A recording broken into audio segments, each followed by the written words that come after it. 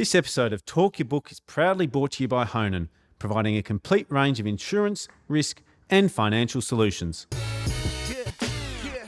Fundies called me up, told me to take a look, but stay stubborn as bulls and talk their own book. Get the money, get the money, get the money. Well, Andrew Chapman from Merchant Funds Management, very excited to have you for your first time on Talk Your Book. You're one of the inaugural guests on Masters of the Market and backed by popular demand. Thanks for coming on the show.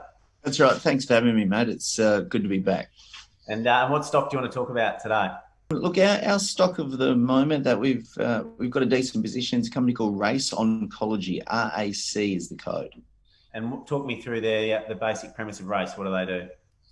Look, it's an oncology drug. It's an orphan drug that was around in the 80s called bisantrene. Most recently, they've been doing some trials out of Israel, showed some pretty good efficacy in those trials. The company, has raised money recently, which we've participated in. The stock's trading at about 90 cents at the moment. We've been involved since about a year or so ago. One of my colleagues highlighted it to us, and then we bought our initial stake at about 14 cents, went again at 30 cents with a director that was selling down some stock. And we did a placement there at 30 cents at the same time, and then again just recently at 60. So it's been a good little win for us over the last 12 months. An interesting story. So the drug was initially discovered in the 70s. They did about 40 odd phase 2 studies during the 1980s, and then it just sort of almost got forgotten about. Do you want to maybe talk us through the history and what's happened there? Yeah, it was it was an orphan drug previously approved in actually France and I think it was the late 80s, and by Big Pharma, and they did a lot of trials and whatnot. And then over a period of time, for whatever reason, drugs become orphaned, just like, I guess, mining tenements become dropped and whatnot, if you look at it in that sort of way. So they did a lot of phase trials back in the 80s and early 90s. Response rate was pretty good. And then again, recently, it's just come back into Race actually was an IPO back in 2016.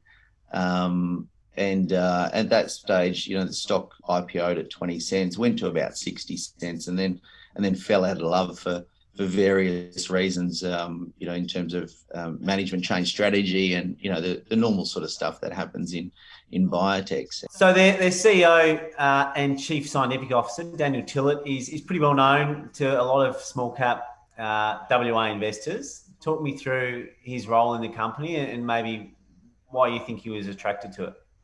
Yeah, look, he's a very interesting guy, very, very intelligent. And, in talking about my course of biotech investing over a period of years, it's like you've got to try and find that really smart scientific guy who's also very, very commercial. And without being offensive to anyone in that industry, there's not a huge amount of those people around. There's a lot of very smart scientific people, but then they're not necessarily commercial. And then there's a lot of really commercial people that aren't necessarily scientific. So Dr. Tillett is obviously a very smart, commercially focused scientist. And as you know, investing in this space, in the biotech space, it's quite unusual to try and find a person who's commercially, orientated. With a scientific background. So he runs his own DNA sequencing company out of Sydney, which is a very profitable company in its own right. So over a period of time, he's avoided investing in biotech stocks with the belief that a lot of them have been lifestyle companies, or they've been fully valued or even overvalued. So he's generally a resource investor. And then it occurred to him one day, someone was asking him for his opinion on the biotech stocks, and he said, look, I don't really have any opinion. And so then he decided to do some research himself. So he got a list of all the biotech companies, essentially started at A and worked his way down to Z. Went through them and did some DD and he looked at things like market caps, percent ownerships, cash balances, those sort of things. Came across Race. And at the time, Race was trading at about 5 cents a share, so pretty small market cap. He approached the company, put his own money in via replacement that was at a premium to the current share price at the time.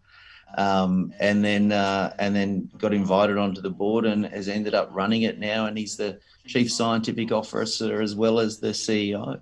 That's how it sort of came about. So he put his own money where his mouth is, which I think is fantastic. And you back those sort of people every day of the week.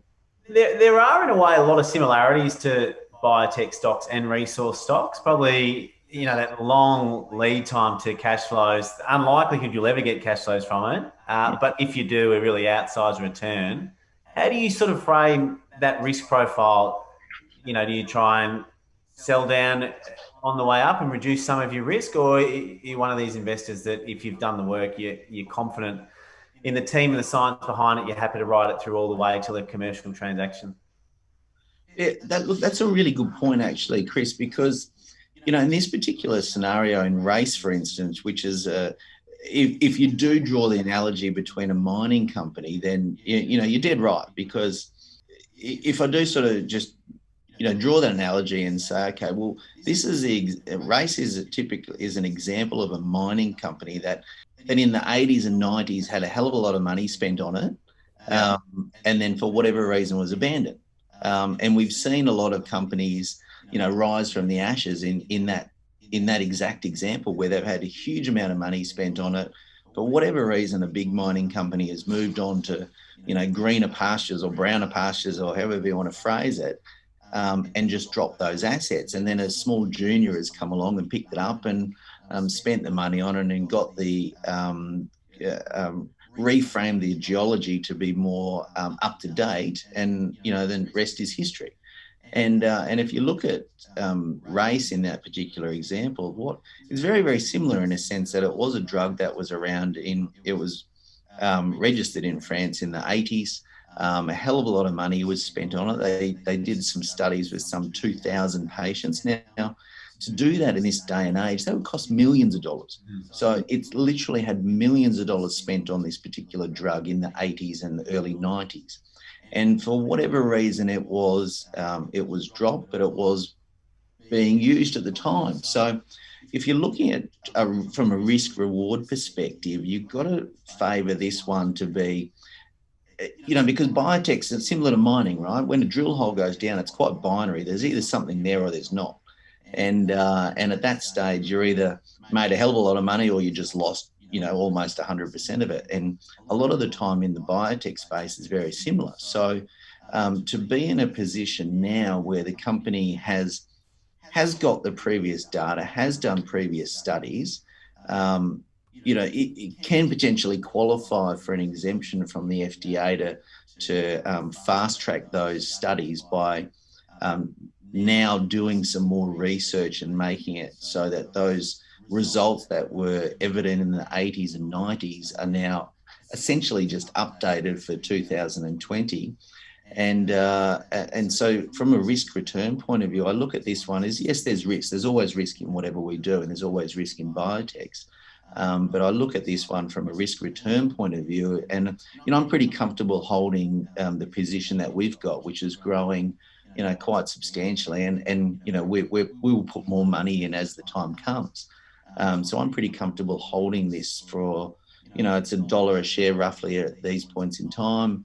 I'd be looking for a couple of dollars a share in a near-term target, and then after that, over time, you have to be selling down as well, just because from a funds management point of view or from a risk point of view, you've just got to start mitigating it. But the time for doing that's not really now. It's probably still got a fair bit of upside before we need to do that.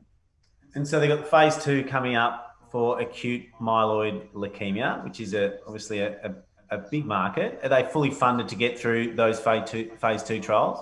Yeah. We led a sort of capital raise just recently of $3 million at 60 cents. It was just us and a couple of other investors that I've rolled around with in the past, and so that essentially means the company is fully funded for the next couple of years. I believe there'll be some sort of options exercised and whatnot as well in time too. So it means the company runs on a smell of an oily rag, and this is the difference between the the board controls about 25% of the stock on issue, and the board's put their own dough in, so it's not free shares that have come from anywhere. And I think this is a real key difference in the sense that people have put their own money in, specifically the board, and so the company is run on a smell of an oily rag. The guys can, there's no obscene salaries, there's none of that sort of stuff going on. It's got 100 mil market cap, but it's still run like a 10 mil market cap in terms of expenses. And when you look down for the next 24 months, what are some potential milestones that you could see RAC hitting that could get them to re-rate? And maybe talk about if there is going to be a commercial transaction, when are those most likely to come in a biotech stock like this? Like in a biotech drug stock like this, a lot of those commercial transactions start to really, or M&A type transactions start to heat up after phase 2. So before you get into phase 3, because phase 3 is typically where every drug is different and every company is different and every requirement of that company is different from the regulator. So it's hard to quantify the exact number, but typically companies like this start to attract attention from the big pharma people once they've done a couple of studies, and where RACE is now, I think we'll probably start, or the company will probably start to attract a little bit of attention shortly. And look, to be honest, it helps to have a chairman who actually, ironically, is a Perth gentleman but lives in New York, and he's a guy by the name of Dr. John Cullity, and he's been involved in many sort of M&A transactions over the years with various oncology companies and whatnot. So it helps to have the board that's stacked with commercial people. Recently, a gentleman by the name of Philip Lynch came onto the board. He's ex-Johnson & Johnson.